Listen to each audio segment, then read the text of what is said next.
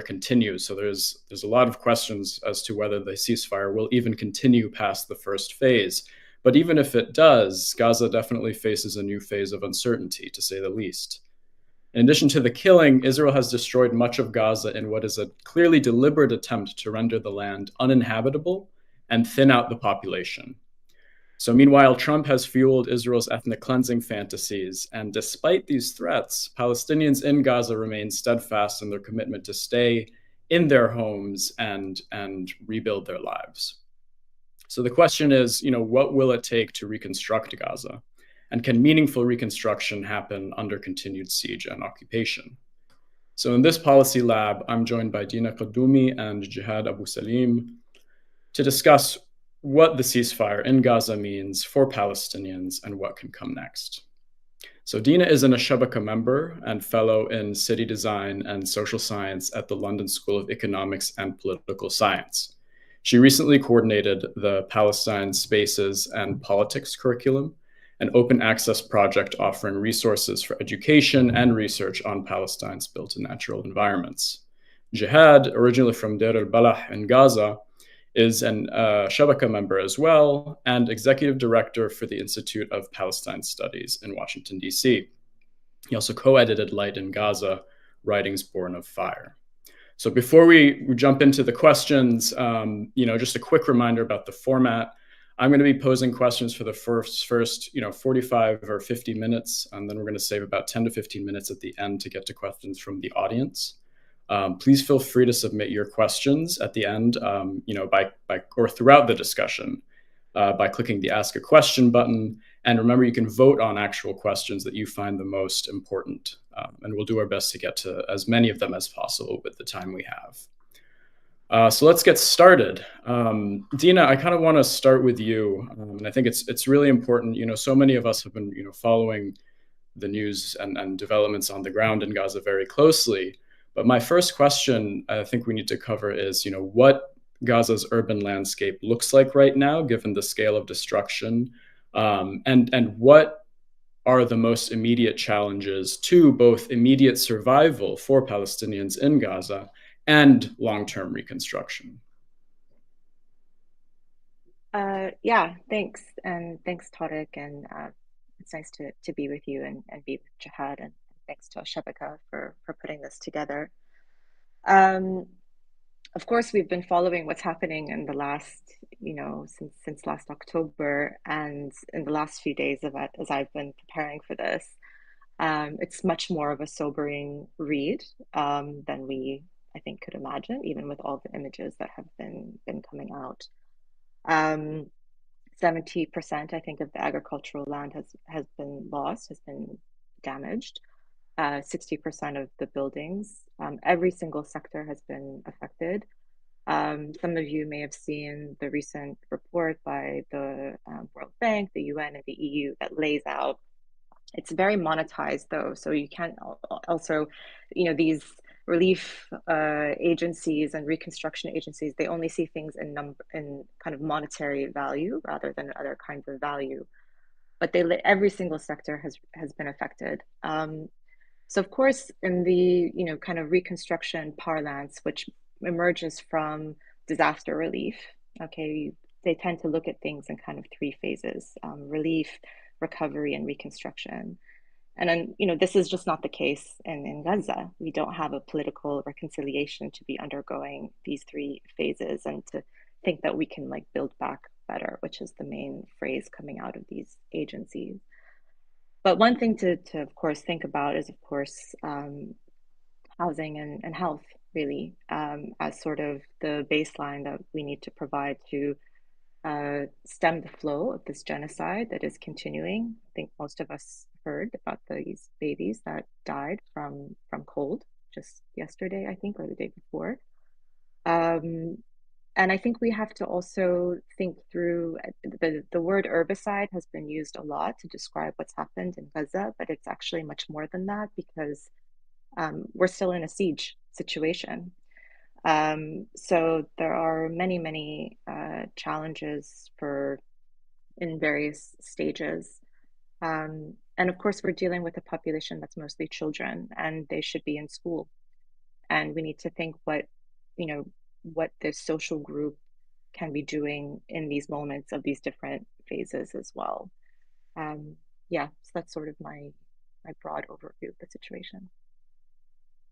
Thanks, Dena. Jehad, I just wanted, before we keep going, I just want to see if you have anything to add to that point, to that topic, that same question. No, Dena covered it all. Thank you. Yeah. Thanks, Dena. So, Dena, I want to stick with you actually for my next question. Historically, I was wondering if you could shed some light on how Palestinians in Gaza have rebuilt after previous Israeli assaults, because obviously this isn't the first time Israeli forces have devastated much of Gaza. I mean, we have 2008, 2009, 2014, 2021. This is a recurring situation, and obviously the scale of destruction is quite different this time around. But what lessons can we draw from previous efforts to rebuild, and what have really represented the main obstacles to this rebuilding process in previous instances? Sure. I mean, I'll lay out a few thematics that have come out of the past series of reconstructions that have happened in Gaza. I'm sure Jehad knows a lot about this, so he can jump in. But essentially, there's always been this pull and tug of how do materials get in, which materials are dual purpose, and who's funding the reconstruction. And basically, Israel has control over both of these mechanisms and uses, pulls, one of them depending on what the geopolitical situation is. So if there is donor money available, maybe they make materials not available. If the donor money isn't available, they just squeeze the material that are available. And so the main thing coming out of this is that in all of these reconstruction phases, Israel is basically, everything has to be approved by them. So there's no, let alone, an independent body to oversee this, but there's definitely no Palestinian agency in how reconstruction is kind of operationalized on the ground. And so because of this, which again is very different from other disaster recovery scenarios, this is not a disaster recovery scenario, it's a genocide recovery scenario under colonization. Okay. You can't, the aid that comes in reconstruction, it's highly politicized, and it's all about whose money going to, i.e. it cannot go to Hamas or Hamas adjacent individuals. And as we've seen in the last several months, everyone in Gaza is Hamas adjacent, and everyone in Gaza is considered persona non grata, right? And this includes, people on the ground who know their communities, i.e. people in local government, who would be, best placed to understand how to disperse reconstruction funds, understand local needs, work with local populations to gather needs assessments, and so on and so forth. Maybe I'll leave it there, but I think the main kind of part of that is that there's no Palestinian representative body in the past that has really been engaged in this process, and we can see that just last week in this meeting of Arab governments, where it was really unclear what Palestinian perspective is on this reconstruction effort. Thanks, Dena. Yeah, I think you make a good point. It's like it's not just a disaster zone. It's a disaster zone that is the result of an active and ongoing genocide. And the actor in that scenario is still committed on rendering Gaza unlivable because Israel has the ultimate end goal of ethnic cleansing. So Jehad, I want to get your thoughts on it's the overarching, possibly the most important question that keeps coming up every time this happens is that can any meaningful reconstruction even happen under continued Israeli occupation and blockade, and with basically Israel continuing to be increasingly intent on achieving its goal of, as in Netanyahu's words last year, thinning out the population of Gaza. What are your thoughts on that? Thank you so much, Tariq. It's an honor to join this policy lab and to be here with you and Dena to talk about this timely and important topic. This is not just a conversation about an abstract subject. We are talking about, as Dina said, newborns dying from cold weather conditions.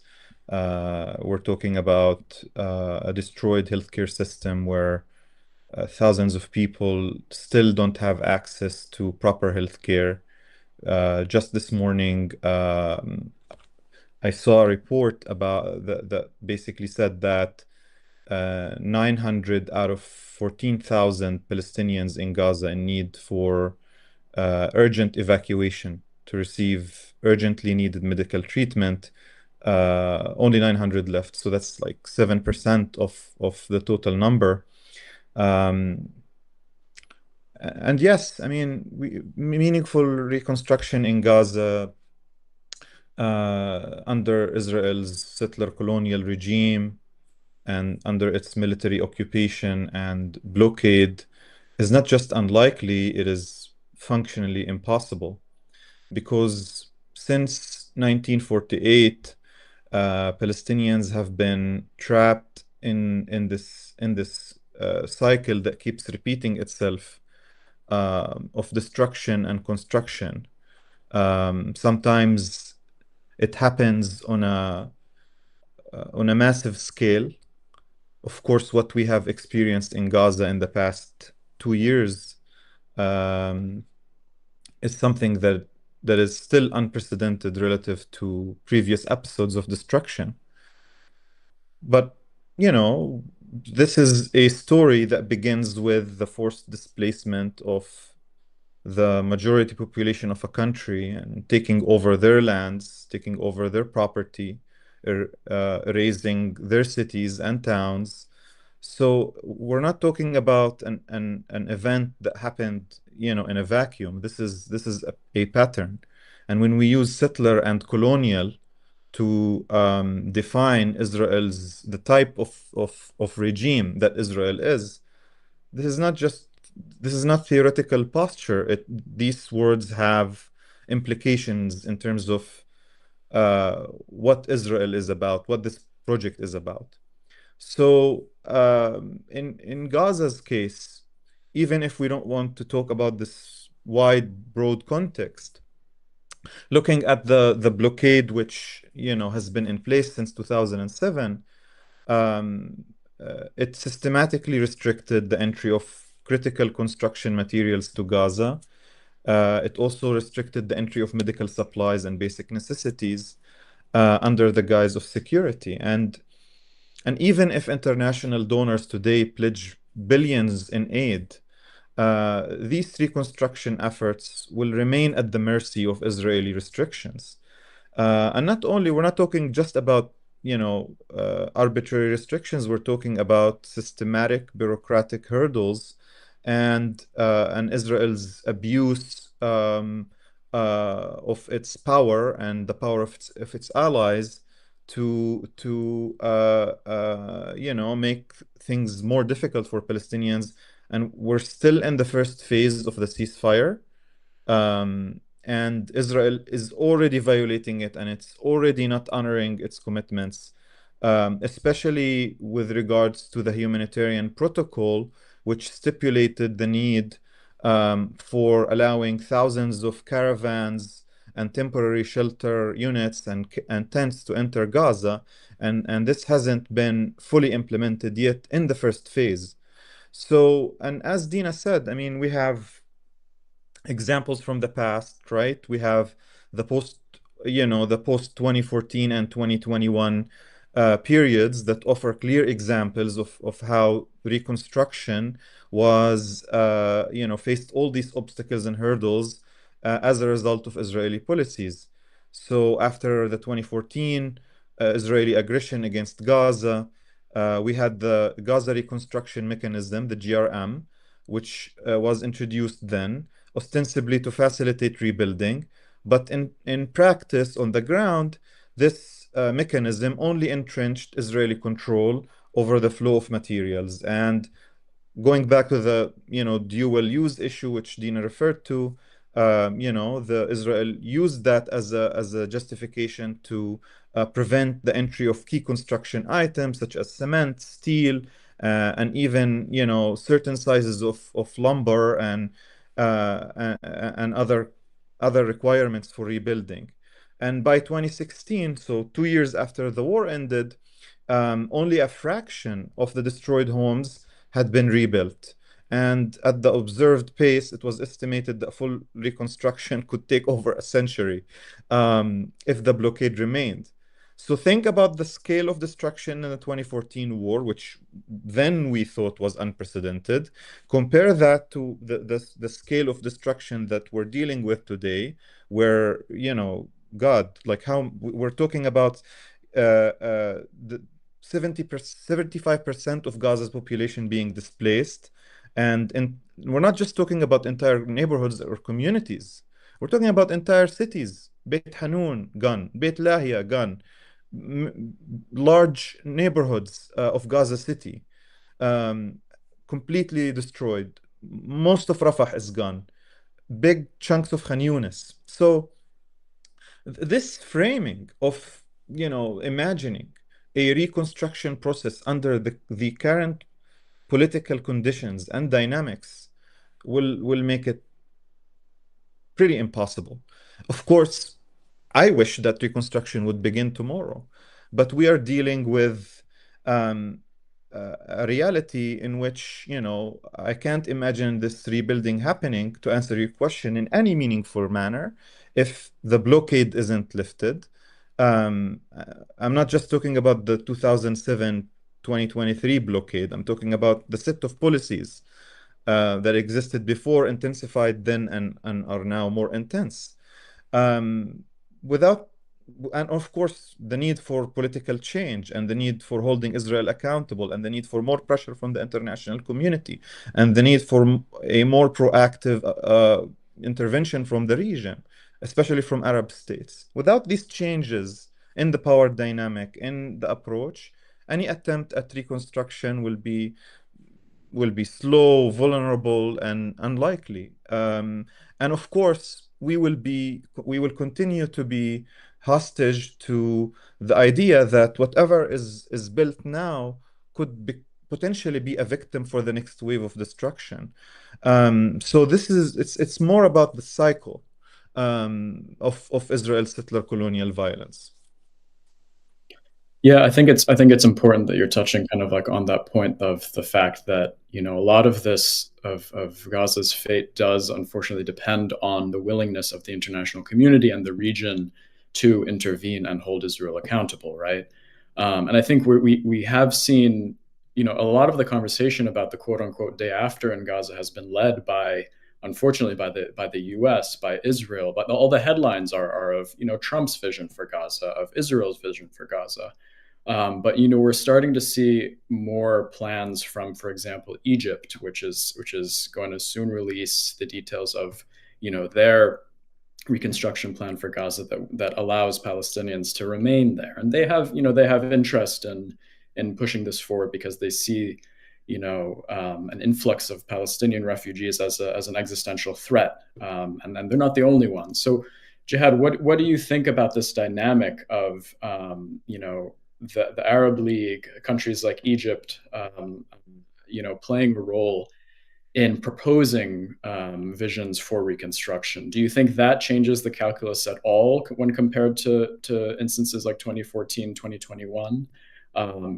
When we see the details of Egypt's proposal, will Egypt and in many sense the rest of the region or the international community, will they be able to pressure Israel to accept that proposal as a plan moving forward, or what are your thoughts on that?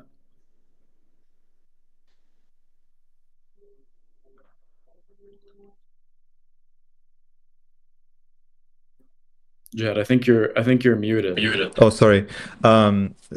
There, I'm going to answer this question very briefly in two parts so that I don't go on a tangent like I did with the first one.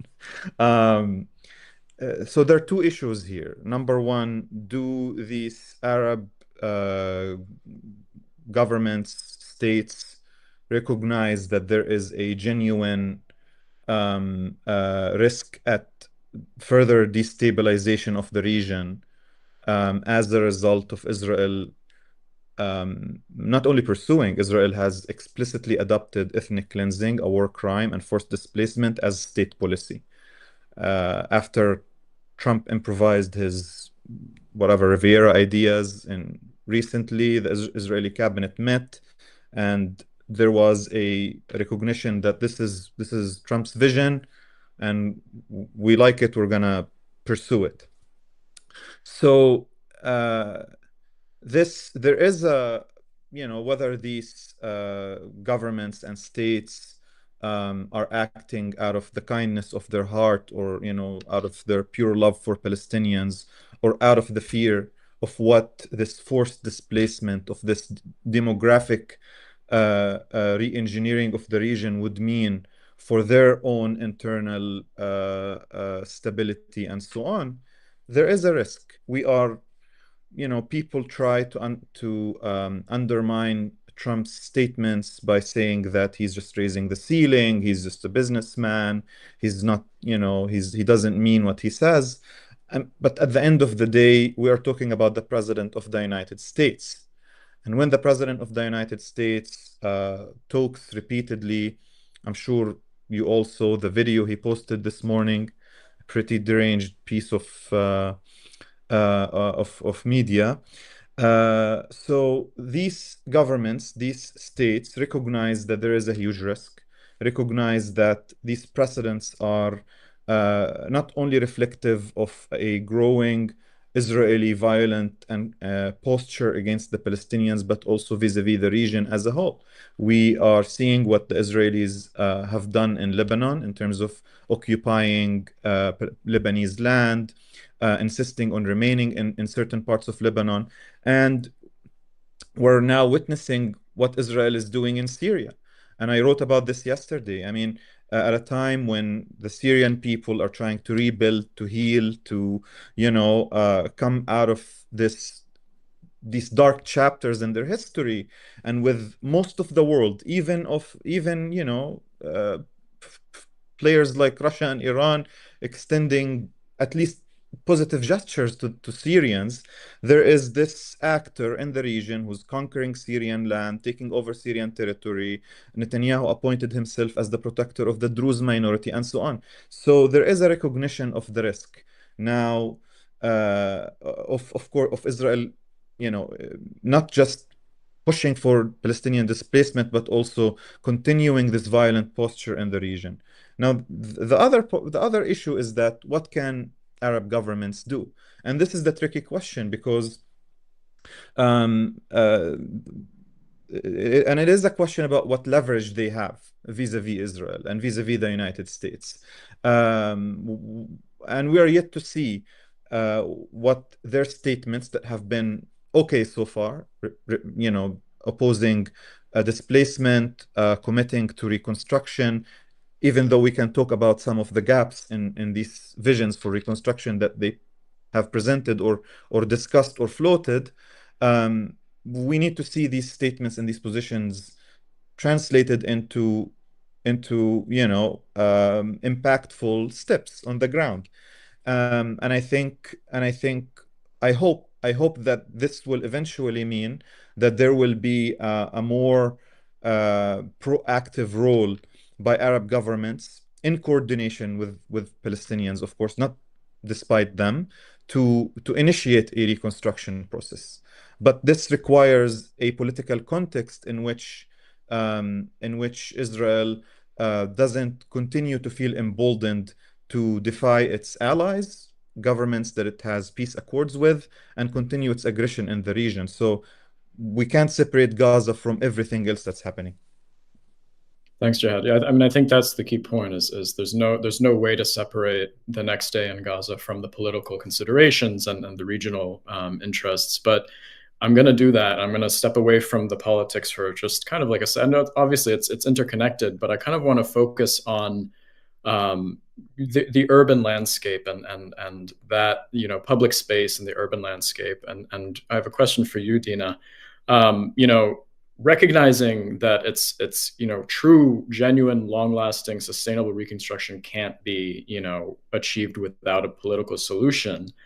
There are immediate human needs that need to be addressed in Gaza, and what I want to know is, are there alternative urban and design models that Palestinian planners are considering and have presented for post-genocide Gaza? What visions are coming from Gaza itself?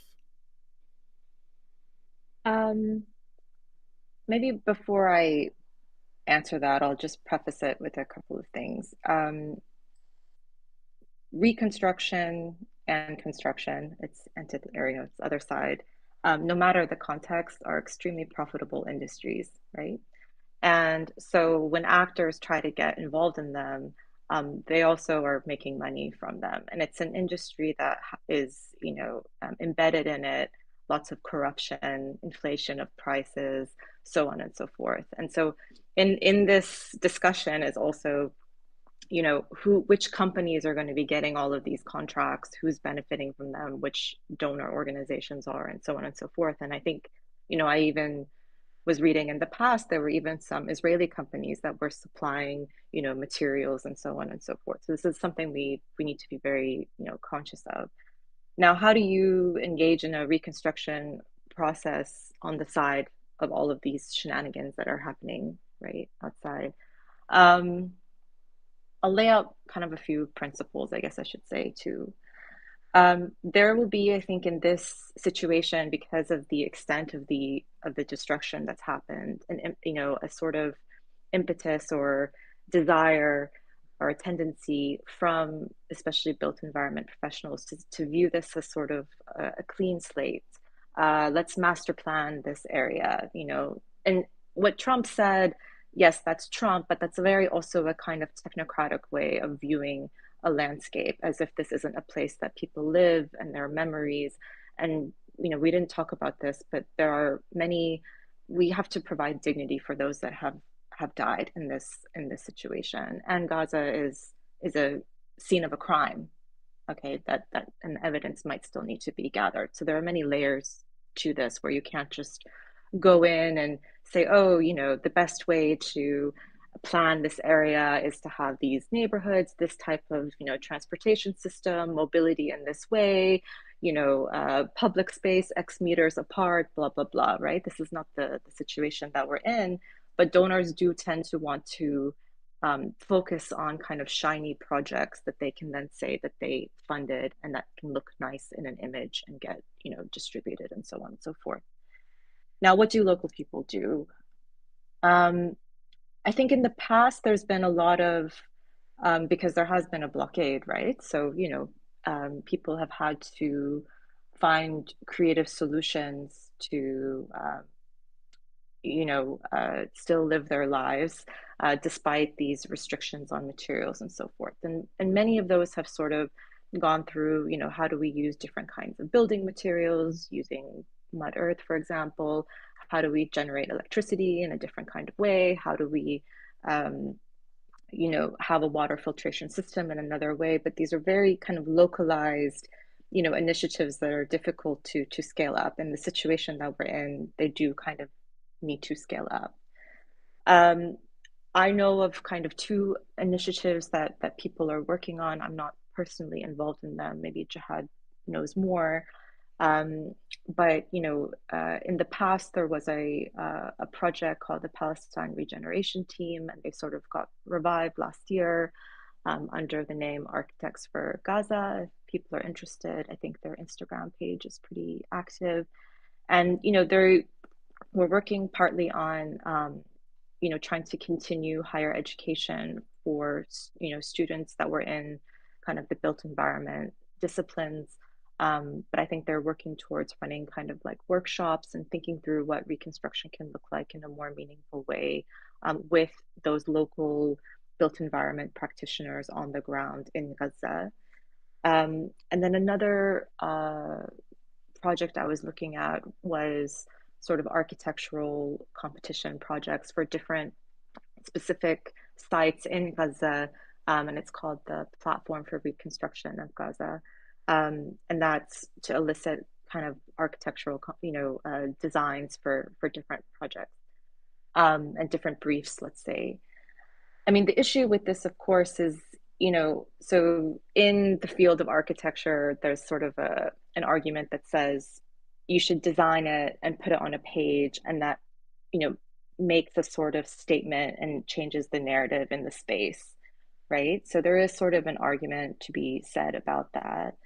And I think, a few things I've been thinking about, though, is in all of these designs and so on, and, when we talk about how do we do development or reconstruction, under colonization, to what extent do we also participate in the normalization of this process? And so I think something I'm trying to think about a bit more is when we are crafting a kind of design strategy, we have to ask ourselves, okay, how much of this is about their survival? Okay, and is that sufficient? How much of this can we foresee helps a future free Gaza or free Palestine? And how much of this is actually just normalizing, colonization and occupation and so on? I hope that kind of laid out some of the issues. Yeah, absolutely. I kind of want to talk about. I want to talk more about your point on making sure that we don't normalize this process of occupation and I mean, I think, another point is that there are immediate, what we're talking about is uh, in many ways hypothetical and is in many ways long term, right? We're talking about processes that will take months, years to even initiate. But there are immediate needs right now as we speak. I mean, there are about 2 million people who are still in Gaza and who are living in what has been described as an unlivable place. Um, I kind of want to, a lot of these conversations are kind of like limited to what is the physical built environment. But I'm kind of curious. Maybe Jehad, you could tell us a little bit about this. But beyond that physical rebuilding process that is going to take years, if not decades, um, not only is Gaza, Dina, like you said, in many ways a crime scene, but it is also deeply traumatized. We have 2 million people who are not only physically injured, those who are lucky to have survived, but deeply, deeply traumatized. So, Had, maybe you could tell us a little bit about what needs to be done to address that trauma, to restore, for example, education systems, cultural institutions, the economy. Over the last couple of days, we've already seen children in Gaza returning to classrooms or what remains of classrooms. We've seen small scale farming initiatives on the roofs of homes, growing food in order to reach and immediately reach immediate needs. Jihad, can you tell us a little bit more about how people are kind of taking matters into their own hands there in order to meet those immediate needs before even these long-term reconstruction visions even come into practice? Yeah, thank you. I will answer. So there are two parts about the reality beyond physical destruction, and then what people are doing. And I think again, like going back to something I and many have written about a lot, which is we can't understand the reality in Gaza today without understanding the nature of the war that Israel has waged against the Palestinian people in Gaza. And it is a war now that is ever expanding, and it's now engulfing the West Bank. And like I said, it's also happening on a regional scale. Israel is targeting the foundations of life. And that means buildings and structures, and buildings and structures are important because these are the places where people live, lead their lives, establish meaning, manage their affairs, receive education, medical treatment, and so on. And today in Gaza, the population has been traumatized in ways that are unprecedented. The education system is in ruins, even though we saw some uplifting photos coming out of uplifting images coming out of Gaza of, students going back to what remained of their schools, and they sat on the floor and they were trying to resume life as they knew it before this genocide unfolded. Cultural institutions have been wiped out. Um, Sites of deep archaeological value have been destroyed, including the Great Omari Mosque of Gaza, which is, an ancient structure. It's a beautiful building. Israel bombed it, and of course, the economy has collapsed. So, you know, we're we're we're talking about a totally different reality now.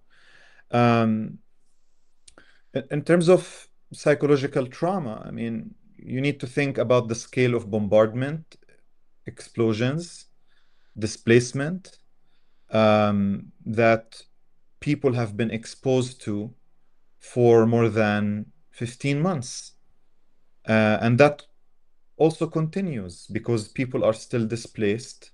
They're experiencing, people lost their communities, people lost the places where they lived, where their memories were established, and they have been displaced over and over again for 15 months from one killing zone to another. So imagine being a parent in this situation. How do you console your children? Imagine, you know, imagine these children just living in these tents, um, under these severe conditions. Uh, and if these mental health issues that have resulted from this immense destruction of not just Gaza's buildings and structures, but also of the social fabric, displacing people from their communities, removing them from their communities, the killing of the annihilation of extended families, the creation of an entire generation, the largest cohort of amputated children who went through amputations. So if these situations that produce severe mental health consequences, if they're not addressed, these wounds will continue to fester and will shape big parts of Gaza's future for generations. And for this reason, when we talk about reconstruction, we need to talk about not just the reconstruction of buildings, but also the healing of people. And on the mental health front, and I'm not an expert in mental health, but all I can say is that, in any initiatives for healing and recovery moving forward, psychological support programs must be scaled up, and we need more training for community-based mental health workers and social workers. We need to integrate trauma recovery into schools and into communal spaces. It means giving these children spaces for grief, for storytelling, for collective healing. Um, and this requires immense resources, immense resources. Of course, there are initiatives on the ground. I mean, I'm familiar with one initiative, at least in my hometown, in Deir al-Balah, the Samir project that has, where it recruited volunteers who have been providing different kinds of support for children struggling with, children with autism and other kinds of disabilities. But no matter how much people on the ground do in terms of these initiatives, the scale again is unimaginable, and that requires intervention. But I can talk about education and culture and all of these other aspects. But I think what matters to me today is the principle of how do we approach healing in all these aspects of Gaza's rebuilding. Uh, Palestinians in Gaza are resourceful and capable. And I think a key principle that needs to be recognized in any future effort to support initiatives on the ground is to center those local workers, the local expertise, those people who, despite the war, despite the bombardment, despite the starvation, work tirelessly. There are great people on the ground who need to be in charge of these processes.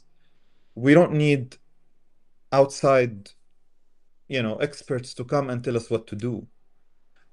So we need to be able to have the courage and the boldness to criticize um, international organizations' approaches to handling these matters on the ground when they happen. Um, we don't we don't need foreigners to come and take up space and resources in terms of high salaries at the expense of the local workers.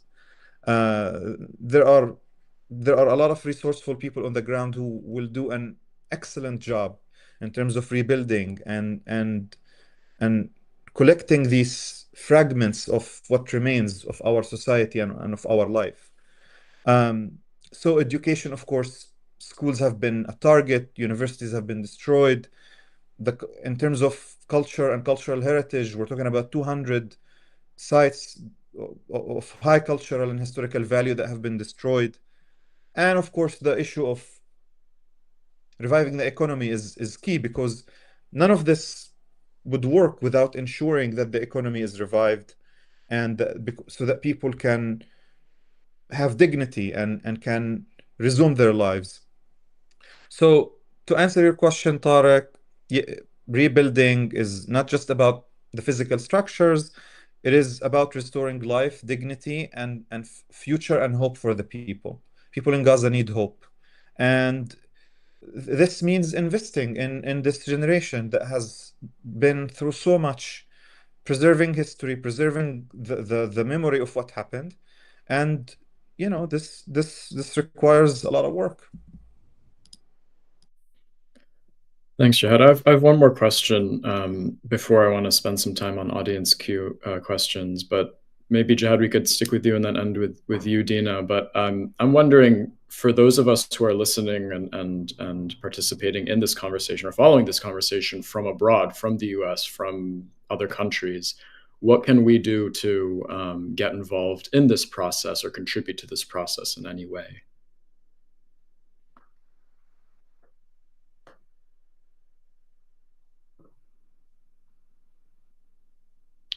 You're muted again. Sorry.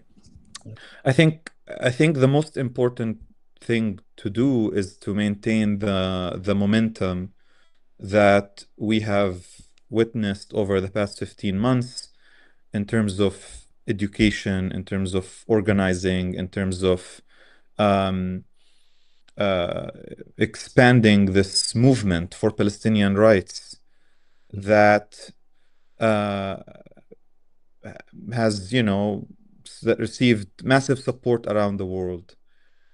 I know that people probably have been very frustrated that their activism and organizing did not necessarily render a ceasefire when sooner than it happened, and that this unprecedented wave of support for Palestine globally did not necessarily translate into policies that would put the proper amount of pressure on Israel to uh, uh, to force it to cease its aggression and violence and human rights violations. And while I recognize that, I mean, I myself, I live in DC, and I have been frustrated myself. This should not be a reason for any of us to lose hope and to become complacent. We have to continue to work. We have to continue to build. We have to pressure our elected representatives, governments, we have to spread the word, we have to educate, and we have to support many initiatives that, allow for a sense of relief through mutual aid, through, direct support to Palestinians on the ground and so on. Because we can't also sit and wait forever for this international, regional sanctioned reconstruction to begin. Of course, not at the expense of pushing for the political change that we want to see. And this will not happen overnight. It will take years and years of accumulation, years and years of hard work, but we're getting there. Israel as a state, the entire world saw what it stands for, what it's about. And I think the more Israel feels, the weaker it feels, the more isolated it gets, the more violent it will become. And this is why we need this phase in our struggle requires diligence, patience, and grace, and a lot of hard work. Thanks, Jehad.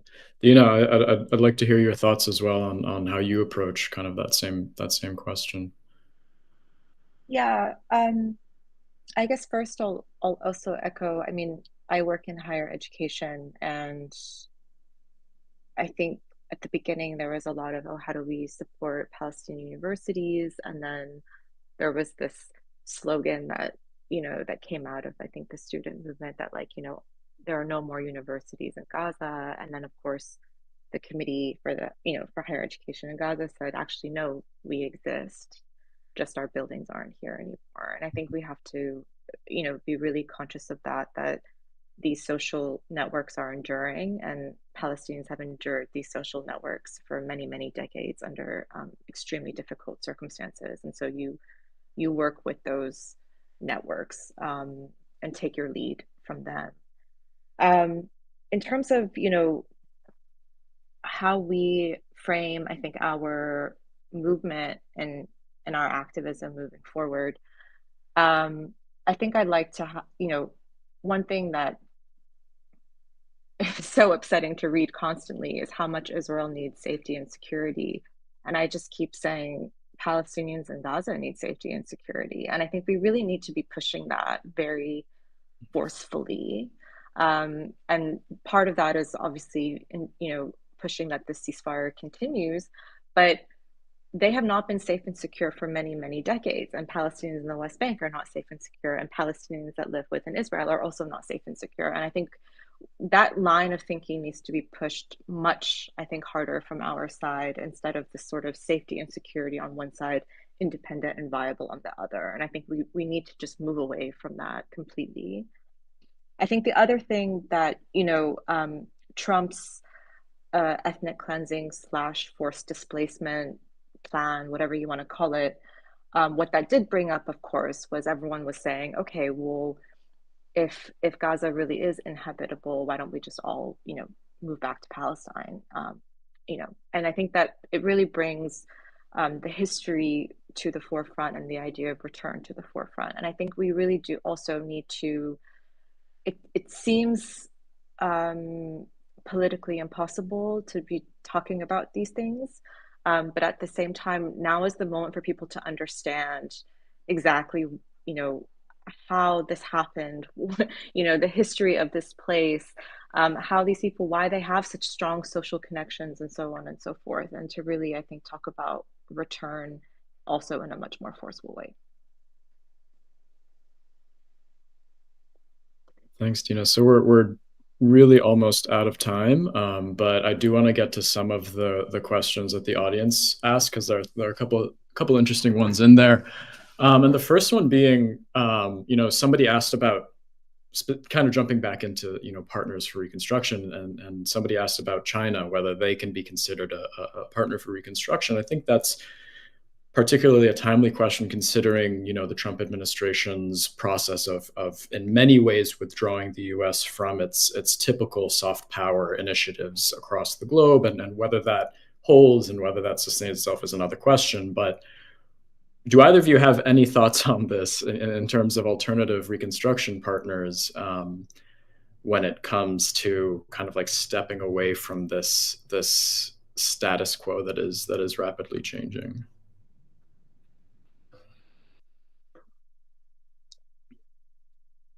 I mean, I can say I think the part of it is the donors, the funders, and then part of it is, who might supply some expertise and so on and so forth. And I think, as Jehad said, a lot of that expertise can come from Palestinians themselves. And if it's, you know,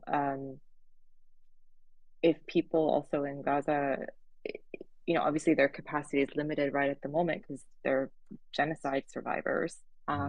You would think that Palestinians would help them either from the diaspora or somewhere else. But in terms of the donors, I mean, all these things come with strings attached, right? I think one thing that is a shame out of this process is that we have developed stronger allies in the global south more broadly.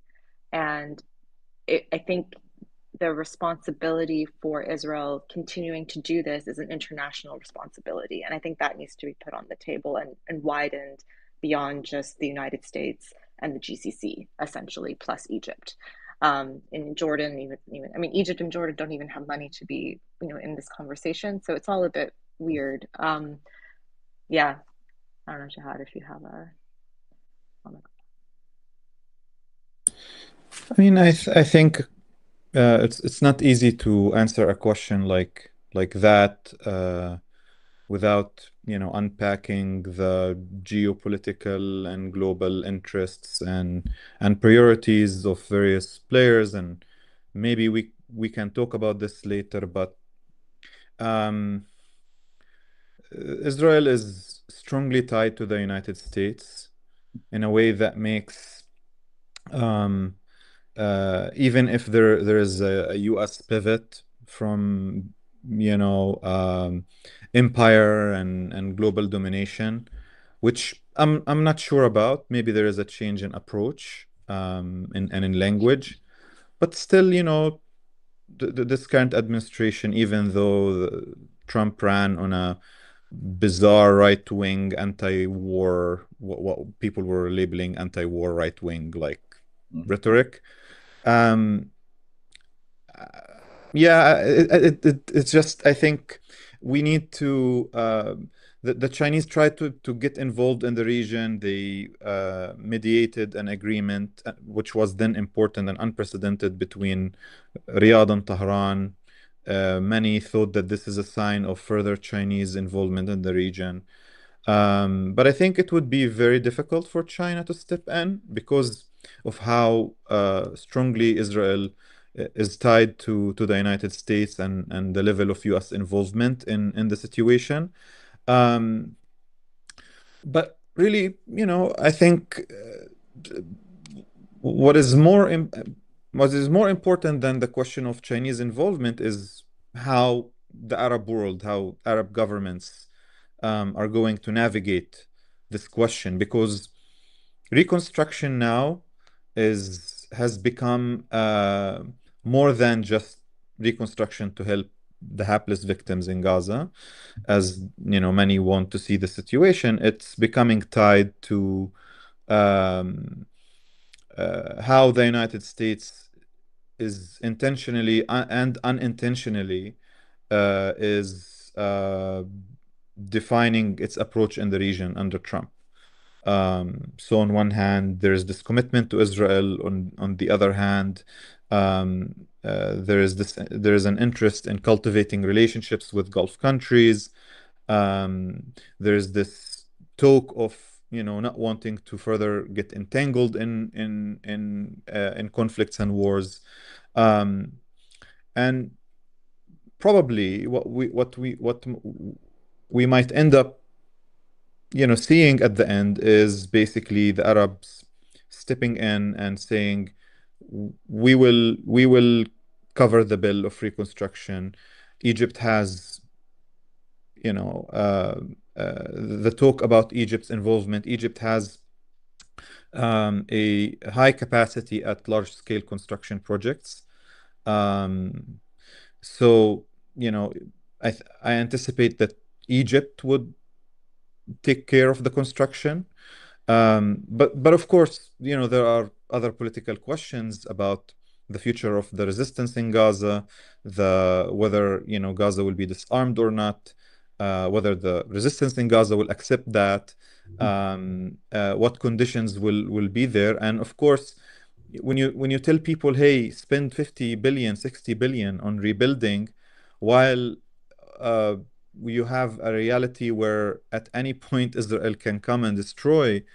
So I think it's going to be difficult. So whoever ends up covering the bill of construction or reconstruction in Gaza will have to benefit in one way or another. And this is where things get tricky and kind of risky for us, because we might end up becoming victim of political dealings and arrangements that exclude us as part of this new wave of understandings and arrangements that are happening in the region. So we'll see what happens. Yeah. Well, thank you both. We're over our time, so I'm gonna end it here. But I appreciate both of you joining us today. I think there's so much more to talk about, but hopefully we can continue this conversation in other venues. But before we sign off, I just want to remind everyone that these policy labs are a crowd-funded program of Al-Shabaka. So we'd be super thankful for any contributions you can make. And if you are able to do so, there should be a donate button somewhere on your screen, and any contributions are extremely helpful. Thanks again, Dena. Thanks again, Jehad. I hope we can continue having this conversation. Thank you, Tariq. Thank you, Dena. Yeah, thanks, Tariq. Thanks everyone. Jehad. Thanks everyone for joining.